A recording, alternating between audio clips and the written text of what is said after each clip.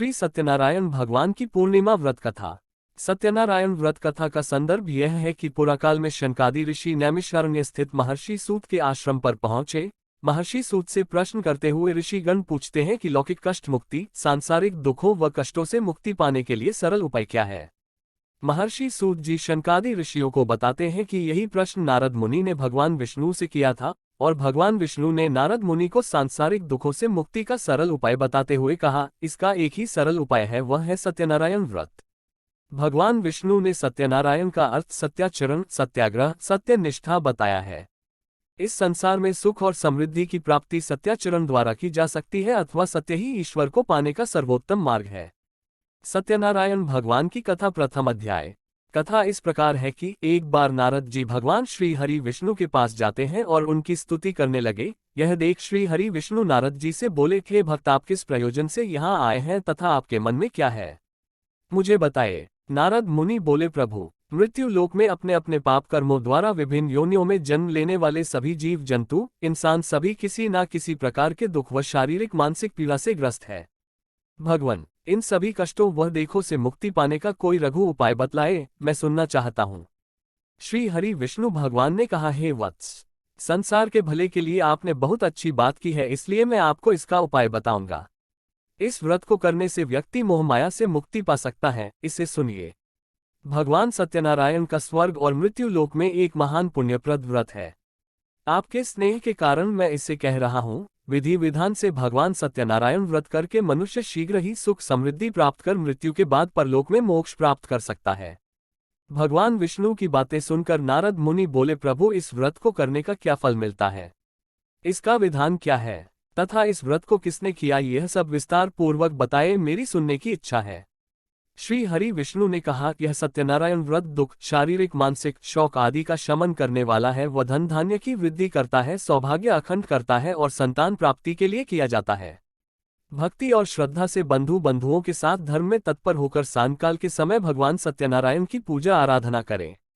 नैवेद्य में उत्तम कोटि के भोज्य पदार्थ सवाया मात्रा में अर्पित करना चाहिए तथा भोग का प्रसाद बनाने के लिए केले का फल, घी, दूध, साठी गेहूं या चावल का आटा और शक्कर या गुड़ लेकर इन सभी को एकत्रित करके सवाया मात्रा में भगवान को भोग लगाना चाहिए तथा पूजा के बाद सब लोगों में विस्तृत करना चाहिए।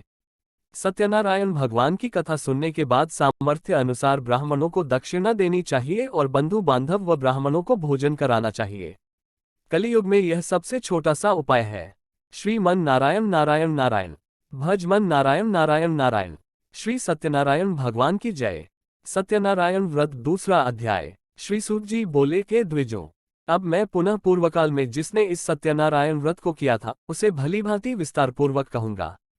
रमणीय काशी नामक नगर में कोई अत्यंत निर्धन ब्राह्मण रहता था। भूख और प्यास से व्याकुल होकर वह प्रतिदिन पृथ्वी पर भटकता रहता था। ब्राह्मण प्रिय भगवान ने उस दुखी ब्राह्मण को देखकर वृद्ध ब्राह्मण का रूप धारण करके उस द्विज से आदरपूर्वक पूछा, हे विप्र, प्रतिदिन अत्यंत दुखी होकर तुम किस लिए पृथ्वी पर भ्रमण करते रहते हो? हे द्विज श्रेष्ठ, यह सब बतलाओ, मैं सुनना चाहता हूँ। ब्राह्मण बोला, प्रभो, मैं अत्यंत दरिद्र ब्राह्मण हूँ और भिक्षा के लिए ही पृथ्वी पर घूमा करता हूँ। यदि मेरी इस दरिद्रता को दूर करने का आप कोई उपाय जानते हो तो कृपापूर्वक बतलाइए। वृद्ध ब्राह्मण बोला, हे ब्राह्मण देव, सत्यनारायण भगवान विष्णु अभीष्ट फल को देने वाले हैं। हे विप्र, तुम उनका उत्तम व्रत करो जिसे करने से मनुष्य सभी दुखों से मुक्त हो जाता है। व्रत के विधान को भी ब्राह्मण से यत्नपूर्वक कहकर वृद्ध ब्राह्मण रूपधारी भगवान विष्णु वहीं पर अंतर्धान हो गए।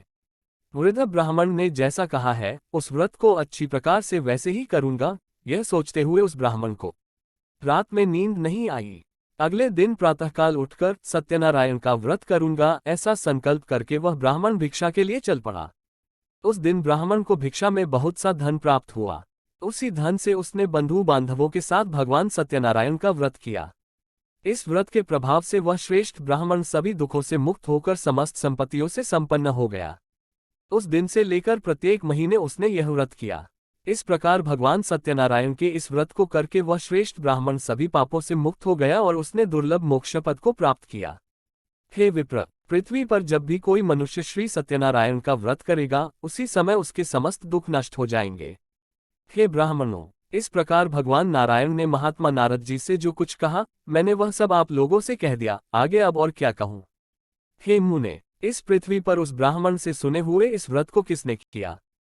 हम वह सब सुनना चाहते हैं, उस व्रत पर हमारी श्रद्धा हो रही है। श्री सूत जी बोले, मुनियों, पृथ्वी पर जिसने यह व्रत किया उसे आप लोग सुने। एक बार वह द्विजश्रेष्ठ अपनी धन संपत्ति के अनुसार बंधु बांधवों तथा परिवारजनों के साथ व्रत करने के लिए उद्यत हुआ। इसी बीच एक लकड़हारा वहां आया और लकड़ी बाहर रखकर उस ब्राह्मण के घर गया। प्यास से व्याकुल वह उस ब्राह्मण को व्रत करता हुआ देख प्रणाम करके उससे बोला, प्रभु, आप यह क्या कर रहे हैं? इसके करने से किस फल की प्राप्ति होती है? विस्तार पूर्वक मुझसे कहिए। विप्र ने कहा, यह सत्यनारायण का व्रत है जो सभी मनोरथों को प्रदान करने वाला है।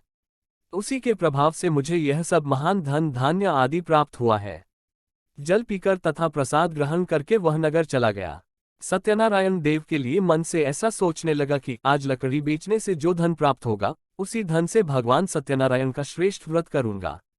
इस प्रकार मन से चिंतन करता हुआ लकड़ी को मस्तक पर रखकर उस सुंदर नगर में गया जहां धन संपन्न लोग रहते थे। उस दिन उसने लकड़ी का दुगुना मूल्य प्राप्त किया। इसके बाद प्रसन्न हृदय होकर वह पके हुए केले का फल, शक्कर, घी, दूध और गेहूं का चूर्ण सवाया मात्रा में लेकर अपने घर आया। तत्पश्चात उसने अपने बांधवों को बुलाकर विधि विधान से भगवान श्री सत्यनारायण का व्रत किया। उस व्रत के प्रभाव से वह धन पुत्र से संपन्न हो गया और इस लोक में अनेक सुखों का उपभोग कर अंत में सत्यपुर अर्थात बैकुंठलोक चला गया। श्री मन नारायण नारायण नारायण, भज मन नारायण नारायण नारायण। श्री सत्यनारायण भगवान की जय। सत्यनारायण व्रत तीसरा अध्याय। श्री सूत जी बोले, श्रेष्ठ मुनियों, अब मैं पुनः आगे की कथा कहूंगा, आप लोग सुने। प्राचीन काल में उल्कामुख नाम का एक राजा था। वह जितेंद्रिय, सत्यवादी तथा अत्यंत बुद्धिमान था। वह विद्वान राजा प्रतिदिन देवालय जाता और ब्राह्मणों को धन देकर संतुष्ट करता था। कमल के समान मुख वाली उसकी धर्मपत्नी शीला, विनय एवं सौंदर्य आदि गुणों से संपन्न तथा पतिप्रायणा थी। राजा एक दिन अपनी धर्मपत्नी के साथ भद्रशिला नदी के तट पर श्री सत्यनारायण का व्रत कर रहा था। उसी समय व्यापार के लिए अनेक प्रकार की पुष्कल धनराशि से संपन्न एक साधु नाम का बनिया वहां आया। भद्रशिला नदी के तट पर नाव को स्थापित कर वह राजा के समीप गया और राजा को उस व्रत में दीक्षित देखकर विनयपूर्वक पूछने लगा। साधु ने कहा, राजन, आप भक्तियुक्त चित्त से यह क्या कर रहे हैं? कृपया वह सब बताइए, इस समय मैं सुनना चाहता हूँ। राजा बोले, हे साधो, पुत्र आदि की प्राप्ति की कामना से अपने बंधु बांधवों के साथ मैं अतुल तेज संपन्न भगवान विष्णु का व्रत एवं पूजन कर रहा हूँ। राजा की बात सुनकर साधु ने आदरपूर्वक कहा, राजन, इस विषय में आप मुझे सब कुछ विस्तार से बतलाइए। आपके कथनानुसार मैं व्रत एवं पूजन करूंगा। मुझे भी संतान नहीं है, इससे अवश्य ही संतान प्राप्त होगी। ऐसा विचार कर वह व्यापार से निवृत्त हो आनंदपूर्वक अपने घर आया। उसने अपनी भार्या से संतति प्रदान करने वाले इस सत्यव्रत को विस्तार पूर्वक बताया तथा जब मुझे संतान प्राप्त होगी तब मैं इस व्रत को करूंगा। इस प्रकार उस साधु ने अपनी भार्या लीलावती से कहा। एक दिन उसकी लीलावती नाम की सती साध्वी भार्या पति के साथ आनंद चित्त से ऋतुकालीन धर्माचरण में प्रवृत्त हुई और भगवान श्री सत्यनारायण की कृपा से उसकी वह भार्या गर्भिणी हुई। 10वें महीने में उससे कन्यारत्न की उत्पत्ति हुई और वह शुक्ल पक्ष के चंद्रमा की भांति दिन प्रतिदिन बढ़ने लगी। उस कन्या का कलावती नाम रखा गया। इसके बाद एक दिन लीलावती ने अपने स्वामी से मधुर वाणी में कहा, आप पूर्व में संकल्पित श्री सत्यनारायण के व्रत को क्यों नहीं कर रहे हैं? साधु बोला, प्रिय, इसके विवाह के समय व्रत करूंगा। इस प्रकार अपनी पत्नी को भली भांति आश्वस्त कर वह व्यापार करने के लिए नगर की ओर चला गया। इधर कन्या कलावती पिता के घर में बढ़ने लगी। तदनंतर धर्मज्ञ साधु ने नगर में सखियों के साथ क्रीड़ा करती हुई अपनी कन्या को विवाह योग्य देखकर आपस में मंत्रणा करके कन्या विवाह के लिए श्रेष्ठ वर का अन्वेषण करो ऐसा दूत से कहकर शीघ्र ही उससे भेज दिया।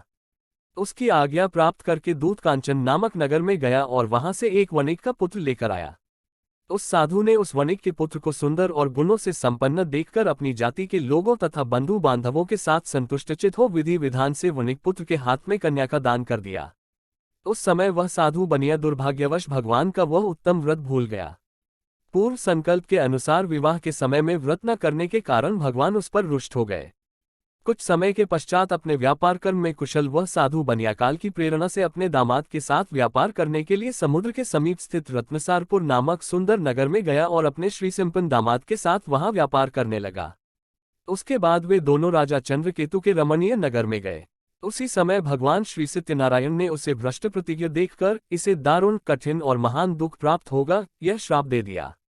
एक दिन एक चोर राजा चंद्रकेतु के धन को चुराकर वहीं आया जहां दोनों वणिक स्थित थे। वह अपने पीछे दौड़ते हुए दूतों को देखकर भयभीत चित्त से धन वहीं छोड़कर शीघ्र ही छिप गया। इसके बाद राजा के दूत वहां आ गए जहां वह साधु वणिक था। वहां राजा के धन को देखकर वे दूत उन दोनों वणिक पुत्रों को बांधकर ले आए और हर्षपूर्वक दौड़ते हुए राजा से बोले, प्रभु, हम 2 चोर पकड़ लाए हैं, इन्हें देखकर आप आज्ञा दें। राजा की आज्ञा से दोनों शीघ्र ही दृढ़तापूर्वक बांधकर बिना विचार किए महान कारागार में डाल दिए गए। भगवान सत्यदेव की माया से किसी ने उन दोनों की बात नहीं सुनी और राजा चंद्रकेतु ने उन दोनों का धन भी ले लिया। भगवान के श्राप से वणिक के घर में उसकी भार्या भी अत्यंत दुखित हो गई और उनके घर में सारा का सारा जो धन था वह चोर ने चुरा लिया। लीलावती शारीरिक तथा मानसिक पीड़ाओं से युक्त, भूख और प्यास से दुखी हो अन्न की चिंता से दर दर भटकने लगी। कलावती कन्या भी भोजन के लिए इधर उधर प्रतिदिन घूमने लगी। एक दिन भूख से पीड़ित कलावती एक ब्राह्मण के घर गई। वहां जाकर उसने श्री सत्यनारायण के व्रत पूजन को देखा। वहां बैठकर उसने कथा सुनी और वरदान मांगा। उसके बाद प्रसाद ग्रहण करके वह कुछ रात होने पर घर गई। माता ने कलावती कन्या से प्रेमपूर्वक पूछा, पुत्री, रात में तू कहाँ रुक गई थी? तुम्हारे मन में क्या है? कलावती कन्या भी भोजन के लिए इधर उधर प्रतिदिन घूमने लगी। एक दिन भूख से पीड़ित कलावती एक ब्राह्मण के घर गई। वहां जाकर उसने श्री सत्यनारायण के व्रत पूजन को देखा।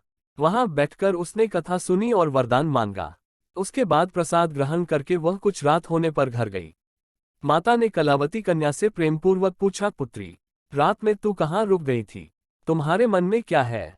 कलावती कन्या ने तुरंत माता से कहा, माँ, मैंने एक ब्राह्मण के घर में मनोरथ प्रदान करने वाला व्रत देखा है।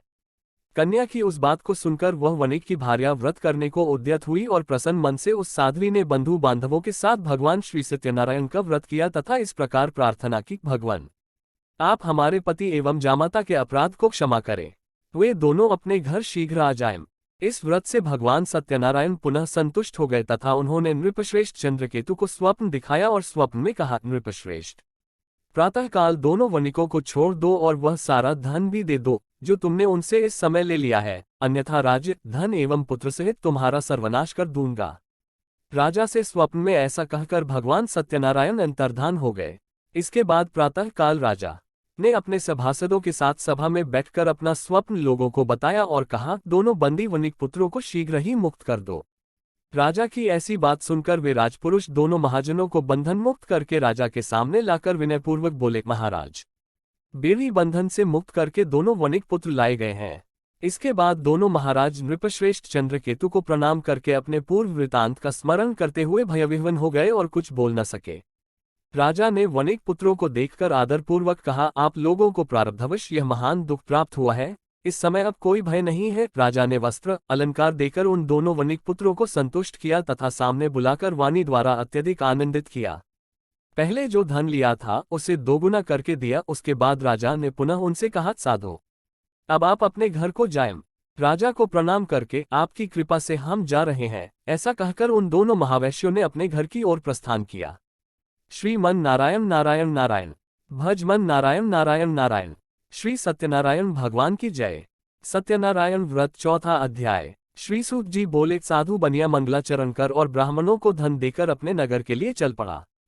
साधु के कुछ दूर जाने पर भगवान सत्यनारायण की उसकी सत्यता की परीक्षा के विषय में जिज्ञासा हुई। साधु, तुम्हारी नाव में क्या भरा है? तब धन के मद में चूर दोनों महाजनों ने अवहेलनापूर्वक हंसते हुए कहा, दंडी सन्यासी, क्यों पूछ रहे हो? क्या कुछ मुद्रा लेने की इच्छा है? हमारी नाव में तो लता और पत्ते आदि भरे हैं। ऐसी निष्ठुर वाणी सुनकर बोले, तुम्हारी बात सच हो जाए। ऐसा कहकर दंडी सन्यासी को रूप धारण किए हुए भगवान कुछ दूर जाकर समुद्र के समीप बैठ गए। दंडी के चले जाने पर नित्यक्रिया करने के पश्चात उतराई हुई अर्थात जल में उपकी और उठी हुई नौक को देखकर साधु अत्यंत आश्चर्य में पड़ गया और नाव में लता और पत्ते आदि देखकर मूर्छित हो पृथ्वी पर गिर पड़ा। सचेत होने पर वणिक पुत्र चिंतित हो गया। तब उसके दामाद ने इस प्रकार कहा, आप शोक क्यों करते हैं? दंडी ने श्राप दे दिया है, इस स्थिति में वे ही चाहें तो सब कुछ कर सकते हैं, इसमें संशय नहीं। अतः उन्हीं की शरण में हम चले, वहीं मन की इच्छा पूर्ण होगी। दामाद की बात सुनकर वह साधु बनिया उनके पास गया और वहां दंडी को देखकर उसने भक्तिपूर्वक उन्हें प्रणाम किया तथा आदरपूर्वक कहने लगा, आपके सम्मुख मैंने जो कुछ कहा है असत्यभाषण रूप अपराध किया है, आप मेरे उस अपराध को क्षमा करें। ऐसा कहकर बारंबार प्रणाम करके वह महान शोक से व्याकुल हो गया। दंडी ने उसे रोता हुआ देखकर कहा, हे मूर्ख, रो मत, मेरी बात सुनो। मेरी पूजा से उदासीन होने के कारण तथा मेरी आज्ञा से ही तुमने बारंबार दुख प्राप्त किया है। भगवान की ऐसी वाणी सुनकर वह उनकी स्तुति करने लगा। साधु ने कहा, हे प्रभु, यह आश्चर्य की बात है कि आपकी माया से मोहित होने के कारण ब्रह्मा आदि देवता भी आपके गुणों और रूपों को यथावत रूप से नहीं जान पाते, फिर मैं मूर्ख आपकी माया से मोहित होने के कारण कैसे जान सकता हूँ। आप प्रसन्न हो, मैं अपनी धन संपत्ति के अनुसार आपकी पूजा करूंगा। मैं आपकी शरण में आया हूँ। मेरा जो नौक में स्थित पूरा धन था उसकी तथा मेरी रक्षा करें। उस बनिया की भक्तियुक्त वाणी सुनकर भगवान जनार्दन संतुष्ट हो गए। भगवान हरि उसे अभीष्ट वर प्रदान करके वहीं अंतर्धान हो गए। उसके बाद वह साधु अपनी नौक में चढ़ा और उसे धन धान्य से परिपूर्ण देखकर, भगवान सत्यदेव की कृपा से हमारा मनोरथ सफल हो गया, ऐसा कहकर स्वजनों के साथ उसने भगवान की विधिवत पूजा की। भगवान श्री सत्यनारायण की कृपा से वह आनंद से परिपूर्ण हो गया और नाव को प्रयत्नपूर्वक संभालकर उसने अपने देश के लिए प्रस्थान किया। साधु बनिया ने अपने दामाद से कहा, वह देखो, मेरी रत्नपुरी नगरी दिखाई दे रही है। इसके बाद उसने अपने धन के रक्षक दूत को अपने आगमन का समाचार देने के लिए अपनी नगरी में भेजा। उसके बाद उस दूत ने नगर में जाकर साधु की भार्या को देख हाथ जोड़कर प्रणाम किया तथा उसके लिए अभीष्ट बात कही। सेठ जी अपने दामाद तथा बंधुवर्गों के साथ बहुत सारे धन धान्य से संपन्न होकर नगर के निकट पधार गए हैं। दूत के मुख से यह बात सुनकर वह अति आनंदित हुई और उस साध्वी ने श्री सत्यनारायण की पूजा करके अपनी पुत्री से कहा, मैं साधु के दर्शन के लिए जा रही हूँ, तुम शीघ्र आओ। माता का ऐसा वचन सुनकर व्रत को समाप्त करके प्रसाद का परित्याग कर वह कलावती भी अपने पति का दर्शन करने के लिए चल पड़ी। इससे भगवान सत्यनारायण रुष्ट हो गए और उन्होंने उसके पति को तथा नौक को धन के साथ हरण करके जल में डुबो दिया। इसके बाद कलावती कन्या अपने पति को न देख महान शोक से रुदन करती हुई पृथ्वी पर गिर पड़ी। नाव का अदर्शन तथा कन्या को अत्यंत दुखी देख भयभीत मन से साधु बनिया ने सोचा, यह क्या आश्चर्य हो गया। नाव का संचालन करने वाले भी सभी चिंतित हो गए। तदनंतर वह लीलावती भी कन्या को देखकर विह्वल हो गई और अत्यंत दुख से विलाप करती हुई अपने पति से इस प्रकार बोली, अभी अभी नौक के साथ वह कैसे अलक्षित हो गया, न जाने किस देवता की उपेक्षा से वह नौक हरण कर ली गई, अथवा श्री सत्यनारायण का महात्म्य कौन जान सकता है। ऐसा कहकर वह स्वजनों के साथ विलाप करने लगी और कलावती कन्या को गोद में लेकर रोने लगी। कलावती कन्या भी अपने पति के नष्ट हो जाने पर दुखी हो गई और पति की पादुका लेकर उनका अनुगमन करने के लिए उसने मन में निश्चय किया। कन्या के इस प्रकार के आचरण को देख भार्या सहित वह धर्मज्ञ साधु बनिया अत्यंत शोक संतप्त हो गया और सोचने लगा, यह तो भगवान सत्यनारायण ने यह अपहरण किया है, अथवा हम सभी भगवान सत्यदेव की माया से मोहित हो गए हैं। अपनी धन शक्ति के अनुसार मैं भगवान श्री सत्यनारायण की पूजा करूंगा। सभी को बुलाकर इस प्रकार कहकर उसने अपने मन की इच्छा प्रकट की और बारंबार भगवान सत्यदेव को दंडवत प्रणाम किया। इससे दीनों के परिपालक भगवान सत्यदेव प्रसन्न हो गए। भक्तवत्सल भगवान ने कृपापूर्वक आकाशवाणी की, तुम्हारी कन्या प्रसाद छोड़कर अपने पति को देखने चली आई है, निश्चय ही इसी कारण उसका पति अदृश्य हो गया है। यदि घर जाकर प्रसाद ग्रहण करके वह पुनः आए तो हे साधु बनिया, तुम्हारी पुत्री पति को प्राप्त करेगी, इसमें संशय नहीं। कन्या कलावती भी आकाशमंडल से ऐसी वाणी सुनकर शीघ्र ही घर गई और उसने प्रसाद ग्रहण किया। पुनः आकर स्वजनों तथा अपने पति को देखा। तब कलावती कन्या ने अपने पिता से कहा, अब तो घर चले, विलंब क्यों कर रहे हैं। कन्या की वह बात सुनकर वनिक पुत्र संतुष्ट हो गया और विधि विधान से भगवान सत्यनारायण का पूजन करके धन तथा बंधु बांधवों के साथ अपने घर गया। तदनंतर पूर्णिमा तथा संक्रांति पर्वों पर भगवान सत्यनारायण का पूजन करते हुए इस लोक में सुख भोग कर अंत में वह सत्यपुर बैकुंठलोक में चला गया। श्री मन नारायण नारायण नारायण, भज मन नारायण नारायण नारायण। श्री सत्यनारायण भगवान की जय। सत्यनारायण व्रत 5वां अध्याय। श्री सूत जी बोले, श्रेष्ठ मुनियों, अब इसके बाद मैं दूसरी कथा कहूंगा, आप लोग सुने। अपनी प्रजा का पालन करने में तत्पर तुंगध्वज नामक एक राजा था। उसने सत्यदेव के प्रसाद का परित्याग करके दुख प्राप्त किया। एक बार वह वन में बहुत से पशुओं को मारकर वटवृक्ष के नीचे आया। वहां उसने देखा कि गोपगण बंधु बांधवों के साथ संतुष्ट होकर भक्तिपूर्वक भगवान सत्यदेव की पूजा कर रहे हैं। राजा यह देखकर भी अहंकारवश न तो वहां गया और न उसे भगवान सत्यनारायण को प्रणाम ही किया। पूजन के बाद सभी गोपगण भगवान का प्रसाद राजा के समीप रखकर वहां से लौट आए और इच्छानुसार उन सभी ने भगवान का प्रसाद ग्रहण किया। इधर राजा को प्रसाद का परित्याग करने से बहुत दुख हुआ। उसका संपूर्ण धन धान्य एवं सभी सुपुत्र नष्ट हो गए। राजा ने मन में यह निश्चय किया कि अवश्य ही भगवान सत्यनारायण ने हमारा नाश कर दिया है, इसलिए मुझे वहां जाना चाहिए जहां श्री सत्यनारायण का पूजन हो रहा था। ऐसा मन में निश्चय करके वह राजा गोपगणों के समीप गया और उसने गोपगणों के साथ भक्ति श्रद्धा से युक्त होकर विधिपूर्वक भगवान सत्यदेव की पूजा की। भगवान सत्यदेव की कृपा से वह पुनः धन और पुत्रों से संपन्न हो गया तथा इस लोक में सभी सुखों का उपभोग कर अंत में सत्यपुर वैकुंठलोक को प्राप्त हुआ। श्री सूत जी कहते हैं, जो व्यक्ति इस परम दुर्लभ श्री सत्यनारायण के व्रत को करता है और पुण्यमयी तथा फलप्रदायिनी भगवान की कथा को भक्तियुक्त होकर सुनता है, उसे भगवान सत्यनारायण की कृपा से धन धान्य आदि की प्राप्ति होती है। दरिद्र धनवान हो जाता है, बंधन में पड़ा हुआ बंधन से मुक्त हो जाता है, डरा हुआ व्यक्ति भयमुक्त हो जाता है। यह सत्य बात है, इसमें संशय नहीं। इस लोक में वह सभी ईप्सित फलों का भोग प्राप्त करके अंत में सत्यपुर वैकुंठलोक को जाता है। हे ब्राह्मणों, इस प्रकार मैंने आप लोगों से भगवान सत्यनारायण के व्रत को कहा, जिसे करके मनुष्य सभी दुखों से मुक्त हो जाता है। कलियुग में तो भगवान सत्यदेव की पूजा विशेष फल प्रदान करने वाली है। भगवान विष्णु को ही कुछ लोग काल, कुछ लोग सत्य, कोई ईश और कोई सत्यदेव तथा दूसरे लोग सत्यनारायण नाम से कहेंगे। अनेक रूप धारण करके भगवान सत्यनारायण सभी का मनोरथ सिद्ध करते हैं। कलियुग में सनातन भगवान विष्णु ही सत्यव्रत रूप धारण करके सभी का मनोरथ पूर्ण करने वाले होंगे। हे श्रेष्ठ मुनियों, जो व्यक्ति नित्य भगवान सत्यनारायण की इस व्रत कथा को पढ़ता है, सुनता है, भगवान सत्यनारायण की कृपा से उसके सभी पाप नष्ट हो जाते हैं। हे मुनीश्वरों, पूर्व काल में जिन लोगों ने भगवान सत्यनारायण का व्रत किया था, उसके अगले जन्म का वृतांत कहता हूँ, आप लोग सुने। महान प्रज्ञा संपन्न शतानंद नाम के ब्राह्मण सत्यनारायण व्रत करने के प्रभाव से दूसरे जन्म में सुदामा नामक ब्राह्मण हुए और उस जन्म में भगवान श्री कृष्ण का ध्यान करके उन्होंने मोक्ष प्राप्त किया। लकड़हारा भीलगोहों का राजा हुआ और अगले जन्म में उसने भगवान श्री राम की सेवा करके मोक्ष प्राप्त किया। महाराज उल्कामुख दूसरे जन्म में राजा दशरथ हुए, जिन्होंने श्रीनाथ जी की पूजा करके अंत में वैकुंठ प्राप्त किया। इसी प्रकार धार्मिक और सत्यव्रती साधु पिछले जन्म के सत्यव्रत के प्रभाव से दूसरे जन्म में मोरध्वज नामक राजा हुआ। उसने आरे से चीरकर अपने पुत्र की आधी देह भगवान विष्णु को अर्पित कर मोक्ष प्राप्त किया। महाराजा तुंगध्वज जन्मांतर में स्वयंभू मनु हुए और भगवत संबंधी संपूर्ण कार्यों का अनुष्ठान करके वैकुंठलोक को प्राप्त हुए। जो गोपगण थे, वे सब जन्मांतर में व्रजमंडल में निवास करने वाले गोप हुए और सभी राक्षसों का संहार करके उन्होंने भी भगवान का शाश्वत धाम गोलोक प्राप्त किया। श्री मन नारायण नारायण नारायण, भज मन नारायण नारायण नारायण। श्री सत्यनारायण भगवान की जय। इस प्रकार श्री स्कंद पुराण के अंतर्गत रिवाखंड में श्री सत्यनारायण व्रत कथा का यह 5वां अध्याय पूर्ण